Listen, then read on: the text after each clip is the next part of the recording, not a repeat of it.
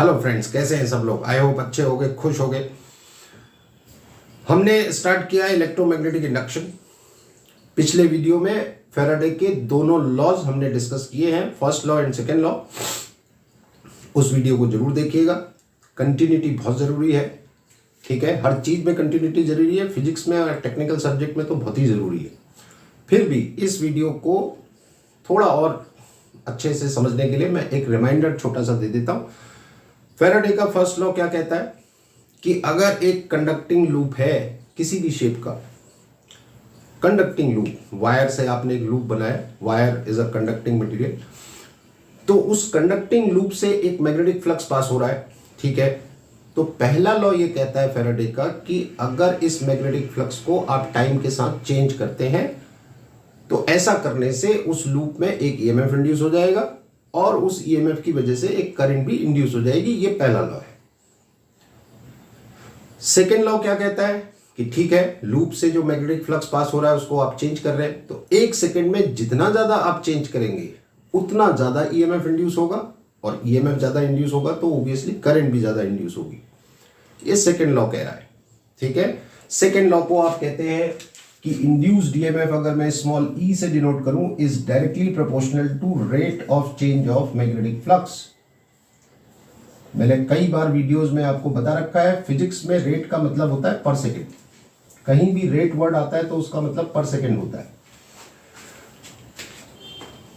तो ये second law है जिसको फाइनली आप ऐसे लिखते हैं, minus d phi B by d t. इस नेगेटिव साइन का अपना सिग्निफिकेंस है, अपनी इंपॉर्टेंस है।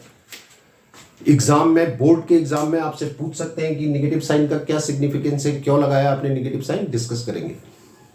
लेकिन ये सेकेंड लॉ है।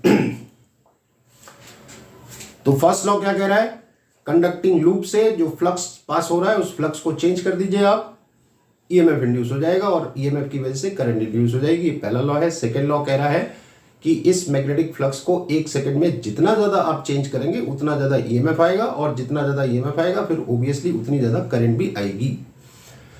ये फैराडे के फर्स्ट और सेकंड लॉ है। हमने पिछले वीडियो में इनको वेरीफाई भी किया था, देख लीजिएगा, इंपॉर्टेंट है बोर्ड्स के लिए, ठीक है। और उस डिस्कशन में आपकी बड़ी इंपॉर्टेंट इंफॉर्मेशन भी है, तो वो आगे कॉम्पिटिटिव एग्जाम में भी आपके काम आएगी। इसलिए डेरिवेशंस को आप अवॉइड ना करें। जो कॉम्पिटिटिव एग्जाम की प्रिपरेशन कर रहे हैं, don't avoid the derivations.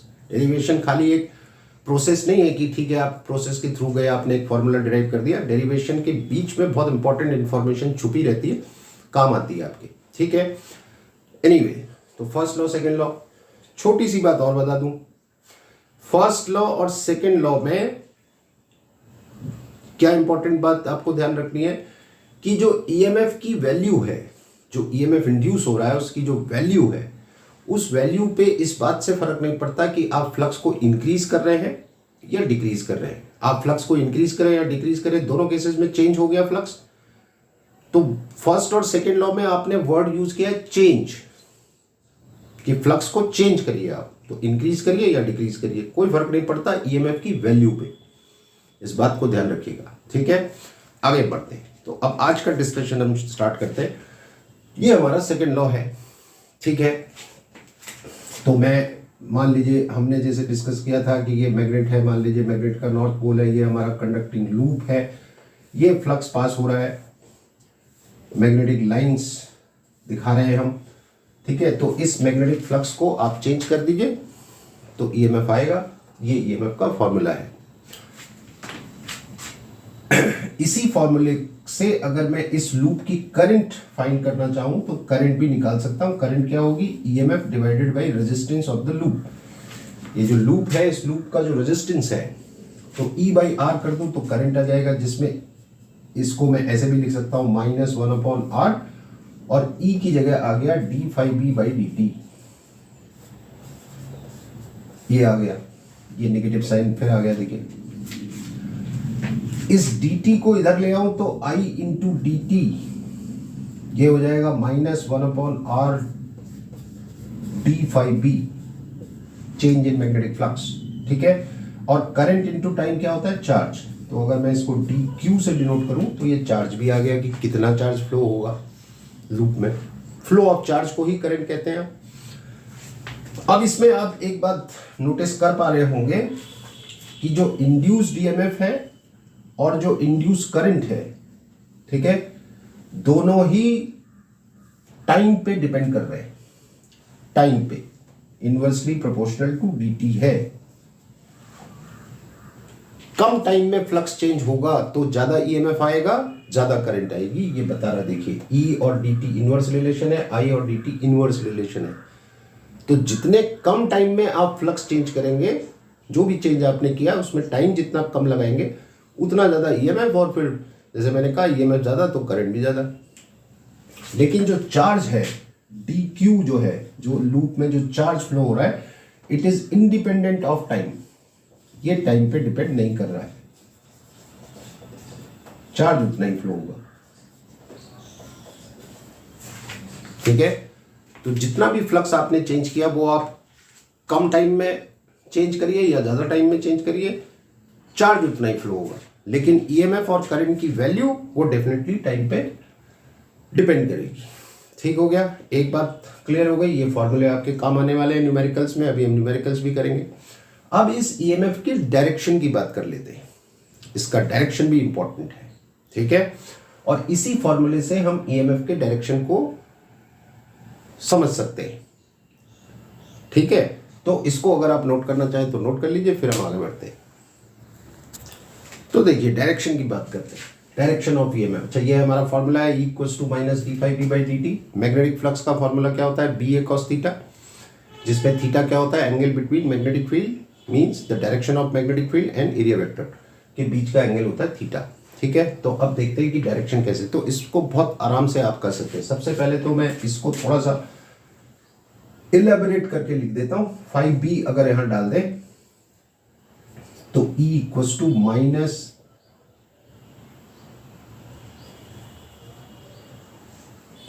d/dt, 5b की जगह BA cos थीटा। ठीक है, थोड़ी देर के, अच्छा देखिए मैग्नेटिक फ्लक्स की बात करें तो आप मैग्नेटिक फ्लक्स को तीन तरह से चेंज कर सकते हैं। मैग्नेटिक फील्ड चेंज हो रहा है तब भी चेंज हो जाएगा, एरिया लूप का चेंज हो रहा है तब भी, और थीटा चेंज हो रहा है तब भी। थोड़ी देर के लिए मान लेते हैं कि एरिया और कॉस थीटा ये कांस्टेंट है, तो ये माइनस आ गया, और मैग्नेटिक फील्ड हमारा चेंज हो रहा है, मान लीजिए dB/dt ये हो रहा है, मैग्नेटिक फील्ड टाइम के साथ चेंज हो रहा है। ठीक है, तो अब ईएमएफ का डायरेक्शन कैसे हम फाइंड कर सकते हैं। तो मान लीजिए कि ये हमारा लूप है, जिस लूप में ईएमएफ इंड्यूस होने वाला है, ये इसका एरिया वेक्टर है। एरिया वेक्टर आप जानते हैं परपेंडिकुलर टू द प्लेन और आउटवर्ड होता है। तो अगर ये लूप है, मान लीजिए ये लूप है, ये लूप का प्लेन है, तो इसका area vector perpendicular to the plane and outward ऐसे आएगा। तो यही मैंने बना रखा है। ठीक है, अच्छा अब इस एरिया वेक्टर के हिसाब से मैं प्लस माइनस पहले एज्यूम कर लेता हूं। देखो पॉजिटिव और नेगेटिव साइन एजम्पशंस हैं, कोई भी डायरेक्शन नेगेटिव या पॉजिटिव नहीं होती है। आप एज्यूम करते हैं कि ठीक है ये डायरेक्शन हम प्लस ले लेते हैं तो इसके अपोजिट हम माइनस ले लेंगे। कोई भी डायरेक्शन प्लस माइनस नहीं है, एजम्पशन है। तो यहां भी हमें एज्यूम करना पड़ेगा कि कौन सी डायरेक्शन हम प्लस लेके चल रहे हैं। तो देखिए ये एरिया वेक्टर अपवर्ड है, अगर मैं इसको पॉजिटिव मान के चलूं और राइट हैंड थंब रूल के हिसाब से देखूं, है ना, तो थंब मेरा अपवर्ड है और फिंगर्स मेरी कर्ल हो रही है एंटी क्लॉकवाइज। तो मैं एंटी क्लॉकवाइज को प्लस मान के चल रहा हूं, एंटी क्लॉकवाइज को मैं प्लस मान लिया, ये प्योर एजम्पशन है, इसको मैं पॉजिटिव मान लेता हूं। तो जब भी मैं पॉजिटिव कहूंगा का मतलब एंटी क्लॉकवाइज, तो नेगेटिव ऑब्वियसली क्लॉकवाइज हो जाएगा। ठीक है, पहला स्टेप। अब बहुत आसान है, तो आप देखो कि मान लीजिए ये हमारा लूप है, ये इसका एरिया वेक्टर, ये मान लीजिए magnetic field B, magnetic field और एरिया वेक्टर के बीच का एंगल थीटा।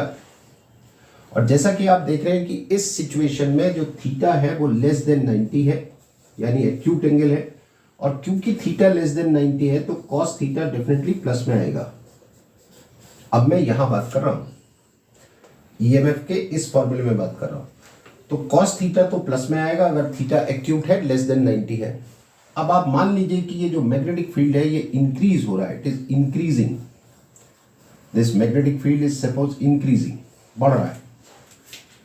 तो अगर ये इंक्रीज हो रहा है तो जो dB/dt होगा, चेंज इन मैग्नेटिक फील्ड, भी पॉजिटिव आएगा क्योंकि इंक्रीज हो रहा है। चेंज आप कैसे निकालते हैं, फाइनल माइनस इनिशियल।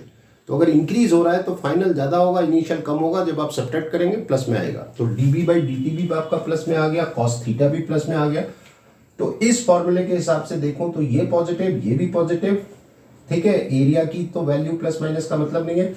तो ईएमएफ जो आएगा आपका निगेटिव आएगा, और ईएमएफ निगेटिव आ रहा है का मतलब एंटी क्लॉकवाइज है, एंटी क्लॉकवाइज, क्योंकि आप clockwise, I am sorry, negative आ रहा है तो क्लॉकवाइज, क्योंकि एंटी क्लॉकवाइज को आपने प्लस लिया था और ये आ रहा है निगेटिव, तो क्लॉकवाइज आ रहा है, यानी ईएमएफ आपका ऐसे आएगा। ये ईएमएफ का डायरेक्शन हो गया। एक सिचुएशन और ले लेते हैं कि मान लो ये हमारा लूप है, ये एरिया वेक्टर है, मैग्नेटिक फील्ड है, और इस बार ये मैग्नेटिक फील्ड डिक्रीज हो रहा है, it is decreasing with time, decrease हो रहा है। और ये वाला एंगल फिर से आप देख रहे हैं एक्यूट है, तो क्योंकि एक्यूट है, लेस देन 90 है, तो कॉस थीटा आपका प्लस में आएगा।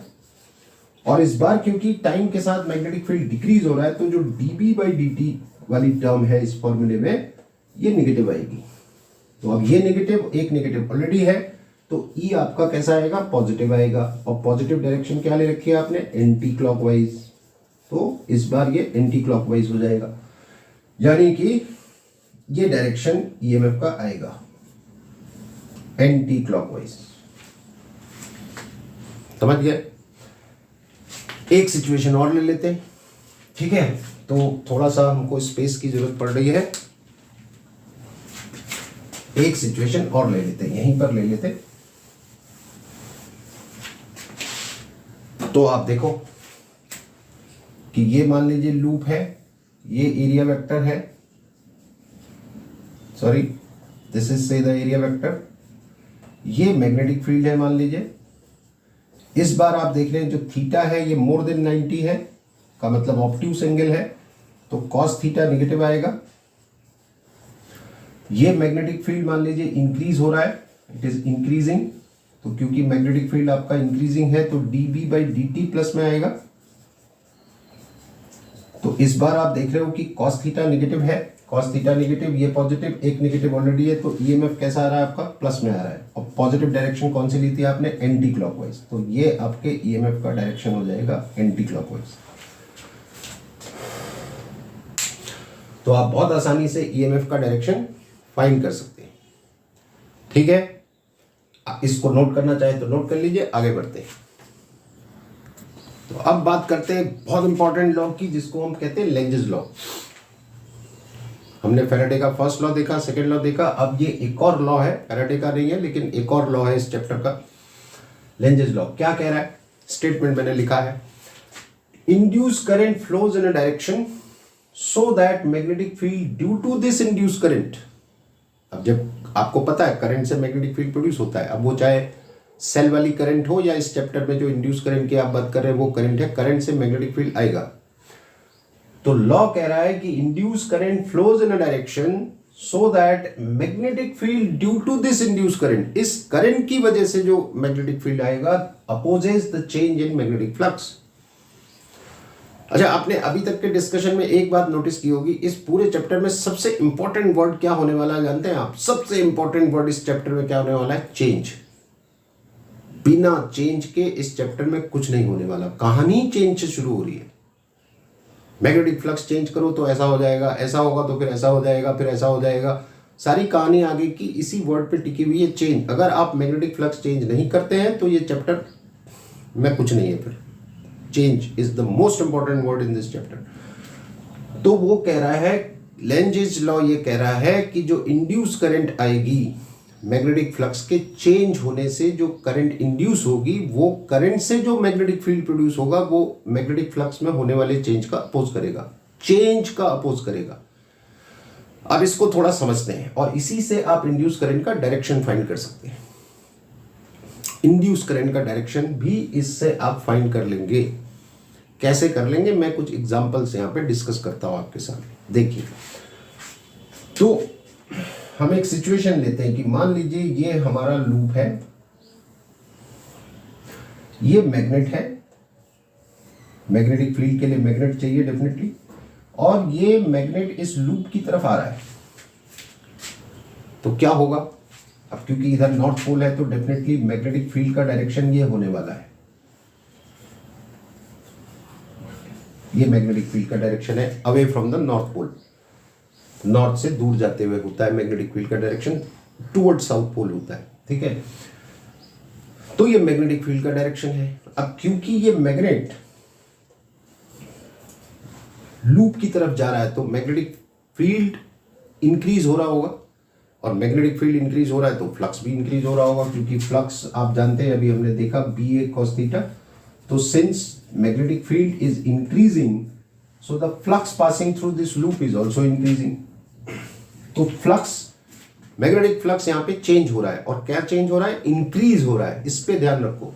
अब देखो, मैंने अभी क्या बताया था, फैराडे के फर्स्ट लॉ और सेकंड लॉ में इस बात से फर्क नहीं पड़ता आप इंक्रीज कर रहे हो या डिक्रीज कर रहे हो, चेंज कर दो बस।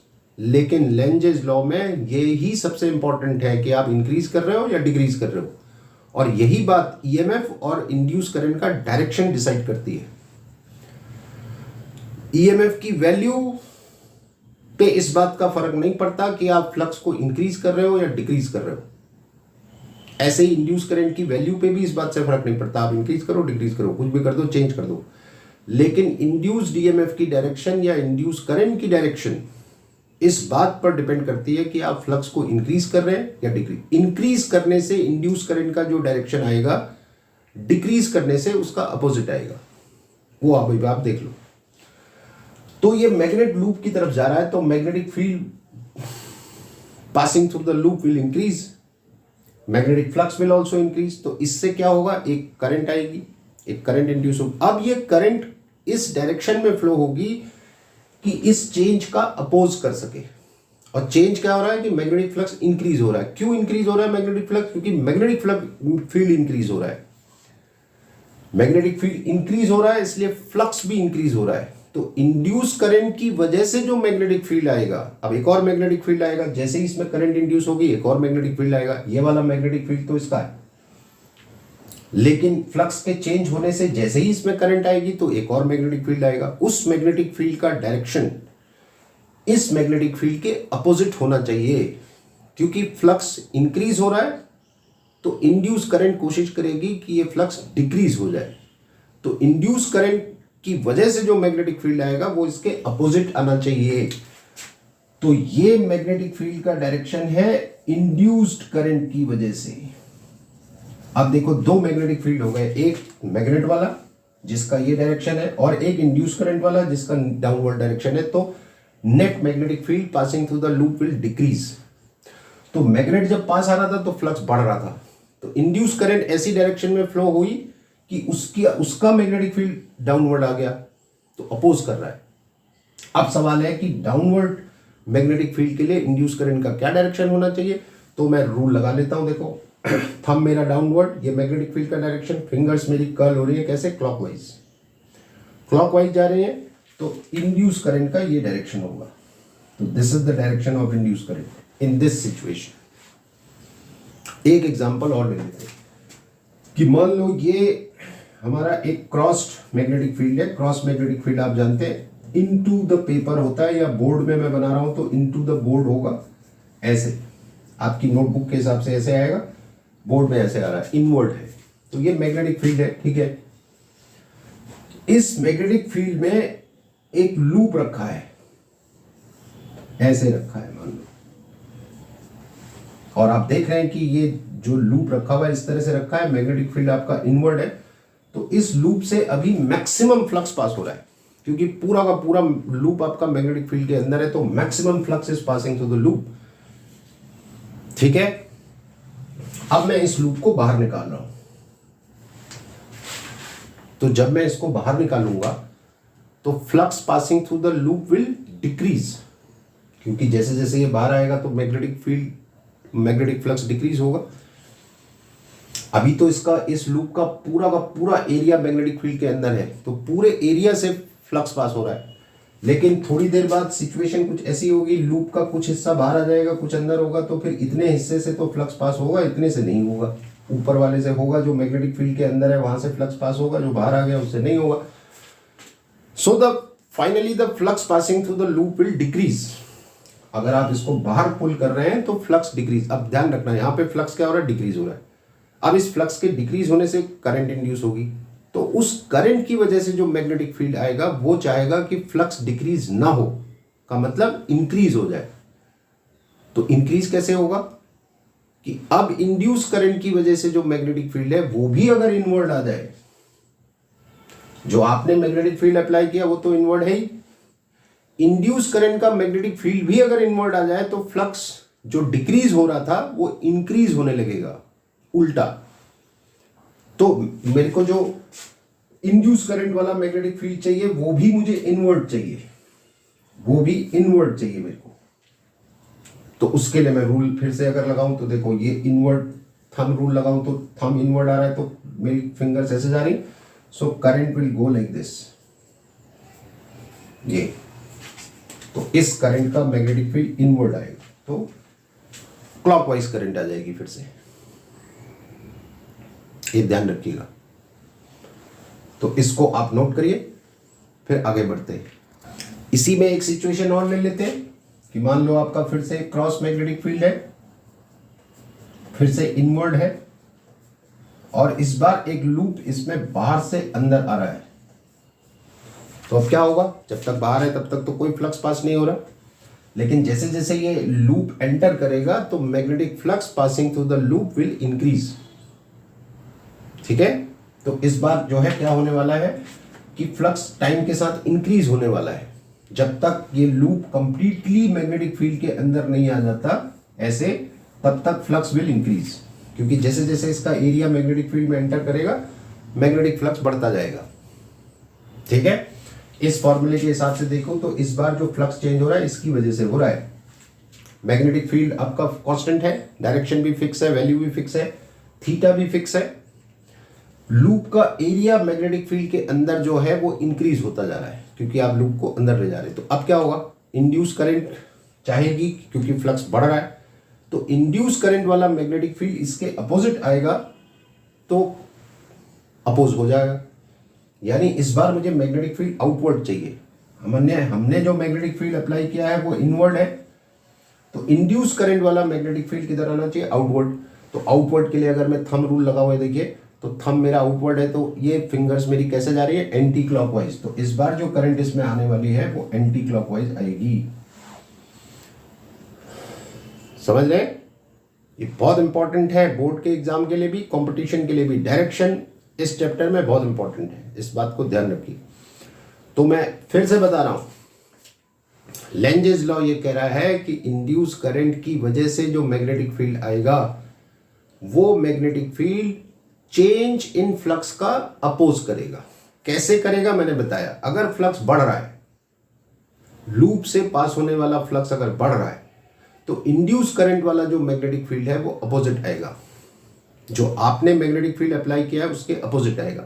इसी तरह से अगर मैग्नेटिक फ्लक्स डिक्रीज हो रहा है तो इंड्यूस करंट वाला मैग्नेटिक फील्ड उसी डायरेक्शन में आएगा जो मैग्नेटिक फील्ड आपने अप्लाई किया था। इस बात को ध्यान रखिए। एक एग्जांपल और लेते हैं, तो एक सिचुएशन और है। देखिए फिर से मेरे पास एक इनवर्ड मैग्नेटिक फील्ड है। आप सोच रहे होंगे बार बार इनवर्ड मैग्नेटिक फील्ड, इनवर्ड इसलिए कि इसको डायरेक्शन बनाना आसान रहता है इसमें,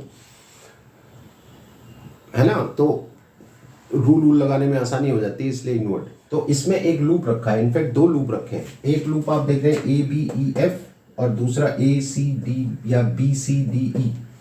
एक ये वाला लूप है, एक ये वाला लूप है, दो लूप रखे हैं। और जैसे मैंने लिखा है कि ये जो मैग्नेटिक फील्ड है ये इंक्रीज हो रहा है। ठीक है, अच्छा, मैग्नेटिक फील्ड का डायरेक्शन अगर आप देखें तो इनवर्ड है, तो डेफिनेटली ये मैग्नेटिक फील्ड इस लूप से पास हो रहा है, तो फ्लक्स तो पास हो रहा है। और क्योंकि ये मैग्नेटिक फील्ड इंक्रीज हो रहा है तो फ्लक्स भी इंक्रीज हो रहा है। ठीक है, तो इंड्यूस करंट वाला मैग्नेटिक फील्ड किस डायरेक्शन में आएगा, इसके अपोजिट। आपने जो मैग्नेटिक फील्ड अप्लाई किया वो इनवर्ड है, तो इंड्यूस करंट वाला आउटवर्ड आना चाहिए। तो आउटवर्ड के लिए क्या डायरेक्शन आनी चाहिए? Anti clockwise. ठीक है, दोनों लूप में, इसमें भी और इसमें भी, क्योंकि फ्लक्स यहां भी इंक्रीज हो रहा है और वहां भी इंक्रीज हो रहा है। दोनों लूप में मैं बात कर रहा हूं इस लूप की और इस लूप की। दोनों लूप में फ्लक्स बढ़ रहा है, तो इंड्यूस करंट वाला मैग्नेटिक फील्ड कितना आना चाहिए? आउटवर्ड। क्योंकि आपने जो मैग्नेटिक फील्ड अप्लाई किया वो इनवर्ड है, तो इंड्यूस करंट वाला आउटवर्ड आना चाहिए। तो आउटवर्ड के लिए क्या डायरेक्शन होती है? Anti clockwise. यानी कि इस लूप में करंट का डायरेक्शन एंटी क्लॉकवाइज ऐसे आएगा। यहां पर मैं डायरेक्शन यहां पे ना बना के ऐसे बना रहा हूं। तो ये करंट मान लो I1 है, तो ये I1 का डायरेक्शन है। क्योंकि ये वाली साइड इस लूप में भी आ रही है, इसलिए मैं यहां नहीं बना रहा हूं। ठीक है, तो ये करंट I1 फ्लो हुई एंटी क्लॉकवाइज। अच्छा, इसमें भी एंटी क्लॉकवाइज आएगी, तो इसकी करंट को मैं I2 मान लेता हूं। तो ये I2 करंट है। जब इस ब्रांच में ये करंट इस ब्रांच में आएगी तो इधर को आएगी। ये हो गया। तो दोनों में करंट एंटी क्लॉकवाइज। अब सवाल है कि इसमें फाइनली क्या डायरेक्शन होगा? इसमें क्या डायरेक्शन होगा? अब आप देखो कि क्या होगा कि जो ईएमएफ की वैल्यू है वो क्या है? -d∅b/dt होता है। और इसमें जो φb है, जो मैग्नेटिक फ्लक्स है, वो होता है ba cos थीटा। अब यहाँ पे थोड़ा सा आपको ध्यान रखना पड़ेगा। अगर मैं फ्लक्स की बात करूं तो बड़े वाले लूप से ज्यादा फ्लक्स पास हो रहा होगा, छोटे वाले से कम हो रहा होगा, क्योंकि एरिया का फर्क है। ठीक है, तो इस हिसाब से इसमें ज्यादा ईएमएफ आएगा, करंट भी इसकी ज्यादा होगी, इसकी कम होगी इस लूप में, क्योंकि फ्लक्स ज्यादा फ्लक्स पास हो रहा है। तो 1 सेकंड में जो चेंज होगा वो भी ज्यादा होगा। तो ईएमएफ इसमें ज्यादा आएगा, तो करंट भी इसमें ज्यादा आएगी, इसमें कम आएगी। लेकिन यहां पे एक पॉइंट है, ध्यान रखिएगा। करंट, अभी मैंने आपको बताया था कि लूप में जब करंट होती है तो I = E/R होता है। अब क्योंकि ये बड़े साइज का लूप है तो इसका रेजिस्टेंस भी ज्यादा होगा एज कंपेयर टू छोटा वाला लूप, तो उससे भी करंट की वैल्यू पे फर्क पड़ेगा। पर लेकिन रेजिस्टेंस वाला फैक्टर मैं अगर इग्नोर कर दूं तो फिर डेफिनेटली इसमें ईएमएफ ज्यादा आएगा, इसमें कम आएगा, करंट इसमें ज्यादा आएगी, इसमें कम आएगी। तो फाइनली जो करंट का डायरेक्शन होगा, क्योंकि I2 ज्यादा है और तो मैं यहां लिख देता हूं I2 is more than I1। ठीक है, तो क्योंकि ये ज्यादा है ये कम है, तो फाइनली करंट का डायरेक्शन इसमें ये आएगा। समझ गए? तो ऐसे क्वेश्चंस यहां से लेंजेस लॉ से आएंगे। 1-2 क्वेश्चंस और लेते हैं। तो देखिए, क्वेश्चन दिखने में बड़ा सिंपल है, लेकिन कंसेप्ट समझने के लिए बढ़िया क्वेश्चन है। ये करंट है, एक वायर है, इसमें करंट फ्लो हो रही है, एक लूप रखा हुआ है, और मान लीजिए कि दिस करंट इज इंक्रीजिंग, ये इंक्रीज हो रही है। तो अब क्या होगा आप देखो, इस करंट से एक मैग्नेटिक फील्ड आएगा। Current has an ability to produce magnetic field, ये हमने पढ़ा है। तो इस करंट से एक मैग्नेटिक फील्ड आएगा, तो वो मैग्नेटिक फील्ड मैं देखता हूं कि यहां क्या डायरेक्शन होगी उस मैग्नेटिक फील्ड की, क्योंकि मैं इंटरेस्टेड हूं flux passing through this loop में। इस लूप से कितना फ्लक्स पास हो रहा है उसमें इंटरेस्टेड हूं। तो मैं ये देखूंगा कि इस करंट का मैग्नेटिक फील्ड लूप के अंदर क्या डायरेक्शन है इसकी। तो मैं अगर राइट हैंड पाम रूल आपने सीखा होगा, ये लगाऊं तो ये आउटवर्ड आ रहा है, डॉट आउटवर्ड, ये आ रहा है आउटवर्ड्स। अब आप कह रहे हैं कि ये करंट इंक्रीज हो रही है, ठीक, तो ये मैग्नेटिक फील्ड भी इंक्रीज हो रहा होगा। इस करंट का मैग्नेटिक फील्ड आउटवर्ड आ रहा है, क्योंकि ये करंट इंक्रीज हो रही है तो ये मैग्नेटिक फील्ड भी इंक्रीज हो रहा है, और क्योंकि ये मैग्नेटिक फील्ड इंक्रीज हो रहा है तो फ्लक्स भी इंक्रीज हो रहा होगा। तो इंड्यूस करंट वाला जो मैग्नेटिक फील्ड है वो इसके अपोजिट आना चाहिए, यानी इनवर्ड आना चाहिए, इनवर्ड। तो इनवर्ड तब आएगा, देखो इस करंट का मैग्नेटिक फील्ड यहां निकाला, आउटवर्ड आया, तो यहां पे अगर मैं करंट देखूं तो वो करंट ऐसे अगर फ्लो हो रही होगी तो इस करंट का मैग्नेटिक फील्ड इनवर्ड आएगा, तो ओवरऑल डायरेक्शन करंट का ये आएगा क्लॉकवाइज। ऐसे बहुत सारे क्वेश्चंस बनेंगे लेंजेस लॉ पे बेस्ड, ये ध्यान रखिएगा, ठीक है। इसको नोट करना चाहे नोट कर लीजिए, फिर कुछ और क्वेश्चंस देखते हैं। अब थोड़ा इंड्यूस्ड ईएमएफ और इंड्यूस करंट के डायरेक्शन से थोड़ा हट के क्वेश्चंस की बात करते हैं, ठीक है।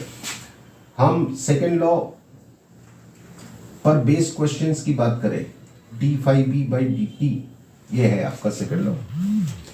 एक बहुत अच्छा क्वेश्चन है कि मान लीजिए ये एक मैग्नेटिक फील्ड है इनवर्ड, और इस मैग्नेटिक फील्ड में, ये मैग्नेटिक फील्ड है, इस मैग्नेटिक फील्ड में 3 लूप अलग अलग शेप के एंटर कर रहे हैं। एक रेक्टेंगुलर लूप है, एक सर्कुलर लूप है और एक ट्रायंगुलर लूप है। ये 3 लूप अलग अलग शेप के इस मैग्नेटिक फील्ड में एंटर कर रहे हैं। थोड़ी देर के लिए क्वेश्चन को और इंटरेस्टिंग बनाने के लिए इसकी ये विड्थ को मैं ए ले लेता हूं, इसका डायमीटर भी ए ले लेता हूं, इसकी ये साइड भी ए ले लेता हूं, मान लीजिए। और तीनों ही लूप एक ही स्पीड से इस मैग्नेटिक फील्ड में एंटर कर रहे हैं। They are entering into the field with the same speed. बहुत बढ़िया क्वेश्चन है, ध्यान से देखिएगा। एक ही स्पीड से एंटर कर रहे हैं, तो तीनों में क्या होगा जब ये एंटर करेंगे? तो तीनों केसेस में सिमिलरिटी क्या है कि flux passing through the loop will increase. तीनों में इंक्रीज होगा, फ्लक्स इंक्रीज होगा तो तीनों में ईएमएफ आएगा, तीनों लूप्स में ईएमएफ आएगा। ठीक, अब वो ये कह रहे हैं कि इन तीनों लूप्स में जो ईएमएफ आएगा उस ईएमएफ की वैल्यू टाइम के साथ ईएमएफ की वैल्यू तीनों लूप्स में चेंज होगी या नहीं होगी, होगी तो कैसे होगी? चेंज की बात कर रहा हूं, ईएमएफ तो इंड्यूस होना है तीनों में।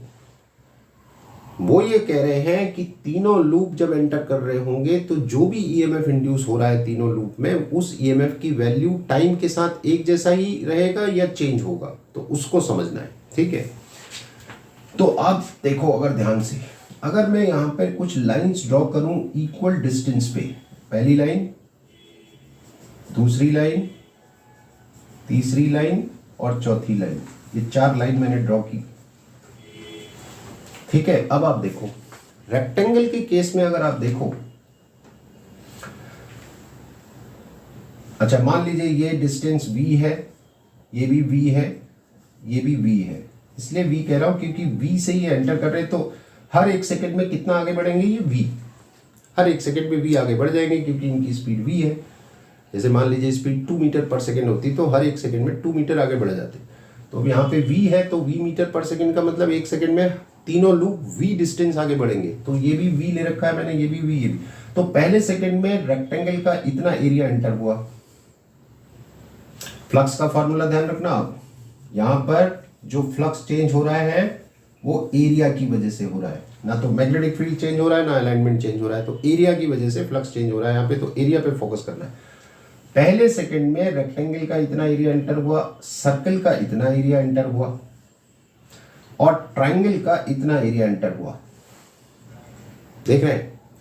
अगले सेकंड में देखूं तो अगले सेकंड में भी रेक्टेंगल का उतना ही एरिया एंटर हुआ, लेकिन सर्कल का थोड़ा ज्यादा हुआ, ट्रायंगल का भी थोड़ा ज्यादा हुआ। अगले सेकंड में या लास्ट सेकंड कह लीजिए, रेक्टेंगल का फिर उतना ही एरिया एंटर हो रहा है, सर्कल का इस बार थोड़ा कम हो रहा है, जैसे पहले कम हुआ था फिर ज्यादा फिर कम, ट्रायंगल में और ज्यादा हो रहा है। तो अब आप देख लो, तो पहले सेकंड में जितना फ्लक्स यहां चेंज हुआ, दूसरे में भी उतना ही हुआ, तीसरे में भी इतना ही हुआ। यानी रेक्टेंगल के केस में जो ईएमएफ इंड्यूस होगा वो कांस्टेंट रहेगा टाइम के साथ, नो चेंज, एक जैसा होगा। ईएमएफ के केस में, सर्कल के केस में क्या होगा? शुरू में आप देखो कम एरिया फिर ज्यादा एरिया, फिर तो क्या होगा? शुरू में ईएमएफ ज्यादा इंड्यूस होगा फिर कम होगा, है ना? देखिए पहले एरिया कम एंटर हुआ फिर ज्यादा हुआ तो चेंज भी ज्यादा होगा तो ईएमएफ भी ज्यादा होगा। तो शुरू में पहले सेकंड में जो ईएमएफ ज्यादा इंड्यूस हुआ, अगले सेकंड में उससे ज्यादा, अगले सेकंड में फिर कम, ऐसा होगा सर्कल में। और ट्रायंगल में आप देखो कि पहले फ्लक्स कम था फिर बढ़ा फिर और बढ़ा, तो जो ईएमएफ इंड्यूस होगा ट्रायंगल के केस में पहले कम फिर ज्यादा फिर और ज्यादा फिर और ज्यादा फिर और ज्यादा, ऐसा होगा। अगर ये ट्रायंगल इस तरह से एंटर कर रहा है तो ऐसा भी पूछ सकते हैं। अच्छा क्वेश्चन है, ध्यान रखना। आगे बढ़ते हैं, एक और बढ़िया क्वेश्चन है। देखिए आपको इसमें एक मैग्नेटिक फील्ड दिखाई दे रहा है, क्रॉस मैग्नेटिक फील्ड यानी इनवर्ड। 3L डिस्टेंस में इसको डेवलप किया है आपने, यहां से यहां तक का डिस्टेंस 3L है। फिर आप एक रेक्टेंगुलर लूप देख पा रहे होंगे, इस रेक्टेंगुलर लूप की लेंथ कितनी है, एल, डेलिबरेटली लिए मैंने, और एल मीटर पर सेकेंड से ये एंटर करने वाला है मैग्नेटिक फील्ड में, बिल्कुल किनारे में बैठा हुआ है बॉर्डर पे, बस एंटर करने वाला है। क्या स्पीड है इसकी, एल मीटर पर सेकेंड, यानी 1 सेकेंड में एल मीटर आगे बढ़ जाएगा। ठीक, आपसे कह रहे हैं कि आप time versus flux, time versus magnetic flux graph plot करिए। Time versus magnetic flux graph plot करिए। कब तक करिए, लूप के एंटर होके बाहर निकलने तक। ये एंटर हुआ और बाहर निकल गया, ये यहां तक आपको ग्राफ बनाना है। अब आप देखो कि क्या होगा। बढ़िया क्वेश्चन है, सिंपल, ओके, इंपॉर्टेंट है। तो ये लूप एंटर कर रहा है, क्योंकि इसकी लेंथ एल है और इसकी स्पीड भी एल मीटर पर सेकेंड है, तो एंटर करने में इसको 1 सेकेंड लगेगा। 1 सेकेंड में ये लूप मैग्नेटिक फील्ड के अंदर आ जाएगा कंप्लीटली। ये पहले सेकेंड की कहानी होगी। और जब ये एंटर कर रहा होगा, क्योंकि कांस्टेंट स्पीड से कर रहा है, तो इसमें जो फ्लक्स होगा वो धीरे धीरे इंक्रीज हो रहा होगा, कांस्टेंट रेट से इंक्रीज हो रहा होगा, कांस्टेंट रेट से। अभी हमने देखा पिछले क्वेश्चन में, ठीक है। तो 1 सेकेंड लगा इसको एंटर करने में, 1 सेकेंड में एंटर कर गया। तो अगर मैं यहां पे ग्राफ बनाऊं, time versus flux, magnetic flux graph, तो जब ये एंटर कर रहा था तो flux passing through the loop increase हो रहा था, और इसको एंटर करने में कितना टाइम लगा, 1 सेकेंड। ठीक है, अब ये कंप्लीटली अंदर आ गया। अभी इसके थ्रू मैक्सिमम फ्लक्स पास हो रहा होगा, क्योंकि ये fully inside the magnetic field है, तो मैक्सिमम फ्लक्स पास हो रहा होगा। अगले 1 सेकेंड में ये एल मीटर डिस्टेंस और चलेगा, लेकिन अभी भी ये मैग्नेटिक फील्ड के अंदर ही है कंप्लीटली, तो फ्लक्स तो चेंज नहीं होगा। ये सिचुएशन और ये सिचुएशन एक जैसी है, यहां भी ये कंप्लीटली मैग्नेटिक फील्ड के अंदर है और यहां भी ये कंप्लीटली मैग्नेटिक फील्ड के अंदर है, तो अभी जो फ्लक्स पास हो रहा है उतना यहां भी हो रहा होगा। फिर अगले 1 सेकेंड में एल मीटर और चलेगा, तो अभी भी ये मैग्नेटिक फील्ड के अंदर है, तो यहां से लेके यहां तक मैग्नेटिक फ्लक्स चेंज नहीं हो रहा है, यानी अगले 2 सेकेंड में मैग्नेटिक फ्लक्स चेंज नहीं होने वाला। So no change in magnetic flux for the next 2 seconds. Next 2 second में फ्लक्स चेंज नहीं होगा, तो यहां तक कितना हो गया था, 1 सेकेंड, तो यहां तक हो गया 3 सेकेंड, यहां से यहां तक 2 सेकेंड्स। ठीक है, अब ये आ गया बिल्कुल किनारे पे, तो अब ये निकलेगा बाहर, तो बाहर निकलने में भी इसको 1 सेकेंड लगेगा। लेकिन जब ये बाहर निकल रहा होगा तो वही फ्लक्स क्या हो रहा होगा, डिक्रीज हो रहा होगा कांस्टेंट रेट से। तो इस सिचुएशन को अगर मैं यहां पे दिखाऊं, तो ये फ्लक्स अगले 1 सेकेंड में डिक्रीज होके 0 हो गया। ये आपका ग्राफ आया टाइम वर्सेस फ्लक्स ग्राफ। इसी सिचुएशन में अगर आपसे कहें कि आप ईएमएफ वर्सेस टाइम ग्राफ बनाओ, इस बार आपसे कह रहे हैं ईएमएफ जो इंड्यूस होगा वर्सेस टाइम ग्राफ, तो ये फॉर्मूला देखो, rate of change of magnetic flux को ईएमएफ कहते हैं आप, है ना। इस ग्राफ का स्लोप निकालूं, क्या मिलेगा, इसका स्लोप निकालूं तो क्या मिलेगा, d∅b/dt, ये मिलेगा। ये स्लोप है ग्राफ का।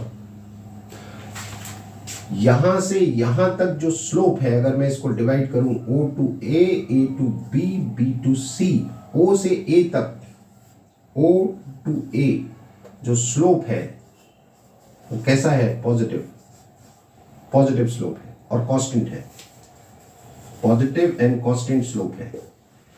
A से B तक बात करूं तो स्लोप कितना है, 0, नो स्लोप है ही नहीं। और B से C तक की बात करूं तो स्लोप कैसा है, नेगेटिव स्लोप है और कांस्टेंट है। आप देखिए, और स्लोप का मतलब ईएमएफ, d∅b/dt मतलब ईएमएफ, वैल्यू की बात कर रहा हूं, इस नेगेटिव साइन को भूल जाओ, ये ईएमएफ है, ईएमएफ की वैल्यू। तो अगर मैं ग्राफ बनाऊंगा यहां पे, ठीक है, time versus EMF graph A, ठीक है, ये ग्राफ अगर मैं बनाऊंगा यहां पे, तो ये ग्राफ कैसा आएगा, O से A तक कांस्टेंट, A से B तक 0, और फिर B से C तक फिर कांस्टेंट लेकिन अपोजिट। ये आएगा। ये O से A तक की कहानी है, ये A से B तक की कहानी है, ये B से C तक की कहानी है। तो O से A तक ये EMF, A से B तक कोई EMF नहीं, और B से C तक ये है। टाइम की बात करें तो यहाँ 1 सेकेंड हो जाएगा, यहाँ फिर 3 सेकेंड हो जाएगा, यहाँ फिर 4 सेकेंड्स हो जाएगा। ये आपका EMF आएगा। एक टास्क आपको देता हूं, कोशिश करिएगा, नहीं तो नेक्स्ट वीडियो में डिस्कस करेंगे। मान लीजिए सब कुछ ऐसा ही है, सेम है। द ओनली थिंग इज कि इस बार ये लूप इस मैग्नेटिक फील्ड में एक कांस्टेंट एक्सेलरेशन के साथ एंटर कर रहा है, कांस्टेंट एक्सेलरेशन, यानी इस बार इसकी स्पीड कांस्टेंट नहीं है। So if it is entering into the magnetic field with a constant acceleration, तो ये ग्राफ कैसे आएंगे, ये वाला और ये वाला ग्राफ कैसा आएगा, कोशिश करिएगा। ठीक है, एक दो क्वेश्चन और ले लेते हैं। तो देखिए एक सिचुएशन और ली है, ये मैग्नेटिक फील्ड है, फिर से इनवर्ड है, एक सर्कुलर लूप आप देख पा रहे हैं इसमें रखा है। इस लूप का रेडियस मान लीजिए r है, स्मॉल r ले लेते हैं।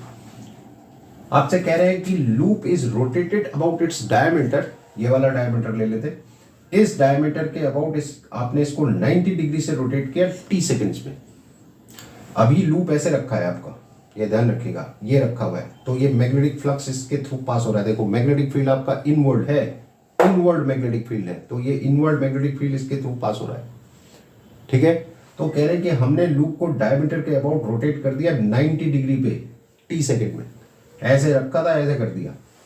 तो कह रहे हैं कि बताओ कितना EMF इंड्यूस होगा और क्या करंट आएगी। आपको लूप का रेजिस्टेंस भी दे रखा है। पहले EMF की बात करते हैं, ये फॉर्मूला है हमारा EMF का। तो वैल्यू की बात करें तो नेगेटिव साइन को आप इग्नोर कर सकते हैं। तो अभी कितना फ्लक्स पास हो रहा है, फ्लक्स इनिशियल फ्लक्स कितना है, फ्लक्स का फॉर्मूला BA cos थीटा। तो ठीक है, मैग्नेटिक फील्ड तो B आपको दे ही रखा है, एरिया ऑफ द लूप हो जाएगा पाई r स्क्वायर, और थीटा कितना है अभी 0। कौन सा एंगल होता है थीटा, मैग्नेटिक फील्ड और एरिया वेक्टर के बीच का। तो इसका एरिया वेक्टर ऐसे ही आने वाला है, ये लूप का प्लेन है, तो ये इसका एरिया वेक्टर और मैग्नेटिक फील्ड दोनों पैरेलल आ रहे हैं। तो cos 0 कितना हो जाएगा 1, ये हो गया। तो अभी जो मैग्नेटिक फ्लक्स पास हो रहा है वो हो रहा है B into pi r square. ये इनिशियल है। अब जब आप 90 डिग्री से रोटेट कर देंगे, ऐसे रखा था, ऐसे कर दिया, तो इसका एरिया वेक्टर ये आएगा। ठीक है, जब लूप ऐसे होगा तो इसका प्लेन देख रहे हैं आप, लूप का प्लेन, तो एरिया वेक्टर ये आएगा इसका। और मैग्नेटिक फील्ड है इनवर्ट, तो थीटा कितना है 90, और क्योंकि थीटा 90 है तो cos 90 कितना होगा 0। तो फाइनल फ्लक्स कितना हो जाएगा 0 जब आप इसको 90 डिग्री से रोटेट कर देंगे। तो कितना EMF इंड्यूस होगा, तो EMF आएगा आपका final minus initial, that would be B into pi r square. ये चेंज इन फ्लक्स हुआ, कितने टाइम में चेंज किया आपने, t सेकेंड्स में। तो d5b/dt ये आ गया, ये हो गया इंड्यूस्ड EMF। करंट निकालने के लिए कहेंगे तो करंट क्या होता है E/R, जिसमें E ये हो जाएगा, सो B into pi r square upon capital R। क्योंकि इस डिस्कशन में हम सिर्फ EMF की वैल्यू और करंट की बात करें तो प्लस माइनस साइन को मैं इग्नोर कर रहा हूं। ठीक है, ये होगा। इसी क्वेश्चन में अगर ऐसा कहते, जैसे इसमें तो कहते थे रोटेट कर दिया, ठीक है, अगर कहते साहब t सेकंड में बाहर निकाल दिया, लूप रखा है, मैक्सिमम फ्लक्स पास हो रहा है, t सेकंड में बाहर निकाल दिया, तब भी आंसर आपका यही होता, क्योंकि जब ये लूप फाइनली बाहर आ जाता मैग्नेटिक फील्ड से तो फिर भी फ्लक्स कितना हो जाता 0, तब भी आंसर आपका यही होता। ठीक, एक लास्ट क्वेश्चन और देख लेते हैं।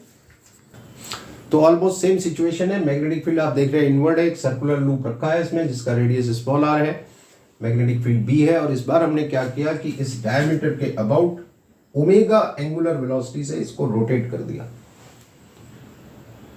ओमेगा एंगुलर वेलोसिटी से लूप को रोटेट कर दिया। फ्लक्स का फॉर्मूला लिखा हुआ है, ना तो मैग्नेटिक फील्ड चेंज हो रहा है, ना लूप का एरिया चेंज हो रहा है। क्या चीज चेंज हो रही है, थीटा।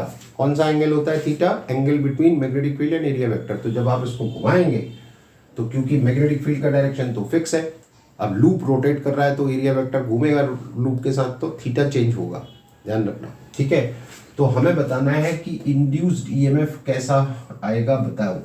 ठीक, फॉर्मूला है मेरे पास इंड्यूस्ड EMF का, पहले फ्लक्स की बात करते हैं, तो ये मैग्नेटिक फ्लक्स है, तो कितना फ्लक्स पास हो रहा है अभी इसमें, तो ये होगा B area of the loop pi r square और कॉस थीटा, तो मैं ओमेगा को लिख सकता हूं थीटा अपॉन टी, तो थीटा को लिख सकता हूं ओमेगा इंटू टी, तो यहां पर आ जाएगा ओमेगा टी। अब क्योंकि आपको इंड्यूस्ड ईएमएफ चाहिए तो minus d by d t of B into pi r square cos omega t, ये आया। अब इसमें जैसे मैंने कहा ना तो बी चेंज हो रहा ना रेडियस चेंज हो रहा, तो ये बाहर आ जाएगा, तो माइनस बाहर आ गया, बी बाहर आ गया, पाई बाहर आ गया, आर स्क्वायर बाहर आ गया। डिफरेंशिएशन आप करेंगे किसका, कॉस ओमेगा टी का, और कॉस ओमेगा टी का डिफरेंशिएशन आपको क्या देगा, ये देगा आपको minus omega sine omega t, तो फाइनली ये हो जाएगा B into pi r square omega sine omega t. इतना ईएमएफ आ रहा है जिसमें ये सब कांस्टेंट है, इसका मतलब this EMF is depending only and only on sine omega t, sine पे डिपेंड कर रहा है। तो ईएमएफ का फॉर्मूला भी आ गया मेरे पास, और ये भी पता चल गया कि इस ईएमएफ की वैल्यू वैसे ही चेंज होंगी जैसे साइन की वैल्यू 0 से 360 चेंज होती है। और आप में से सबको मालूम होगा कि साइन की वैल्यूज टाइम के साथ कैसे चेंज होती हैं ये। और मजाक मजाक में आपने क्या सीख लिया जानते हैं कि ऑल्टरनेटिंग करंट कैसे प्रोड्यूस की जाती है, जनरेट कैसे की जाती है, ऐसे ही की जाती है। कॉइल्स होती हैं, उनको मैग्नेटिक फील्ड में रोटेट कर देते हैं, तो ऑल्टरनेटिंग करंट, ये ऑल्टरनेटिंग करंट या ईएमएफ का फॉर्मूला का ग्राफ है। तो इस तरह के क्वेश्चंस आपके आएंगे। अभी बहुत सारा डिस्कशन बाकी है, नेक्स्ट वीडियो का वेट करिए, बहुत जल्दी आने वाला है। पिछला वीडियो देखना मत भूलिएगा, इसका पिछला वाला जो हमने डिस्कस किया था उसको जरूर देखिएगा, उसमें भी बहुत सारी इंपॉर्टेंट बातें हैं। ठीक है, तो आज के लिए इतना काफ़ी है। दूसरा वीडियो, तीसरा पार्ट इसका मैं बहुत जल्दी अपलोड करने वाला हूँ, देखते रहिए, सब्सक्राइब करिए। ठीक है, सब्सक्राइब करेंगे, नोटिफिकेशन आएगा आपके पास, पता चल जाएगा आपको। ठीक है, तो ऑल द बेस्ट।